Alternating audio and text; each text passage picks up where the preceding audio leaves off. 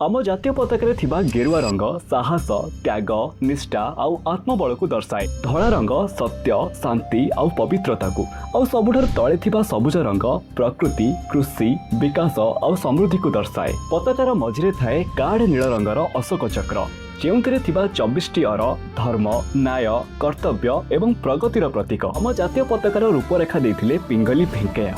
पारंपरिक भावे आम जातीय पताका खादी कपड़ारे तैयारी होथुला किंतु वर्तमान फ्लैग कोड ऑफ इंडिया अनुसार यहाकू अन्य केतेक सामग्री मध्य तैयारी करा जाउछि। जातीय पताका को सम्मानर सह उत्तोलन करिया पई किछि नियम मानियाकू पड़िथाए।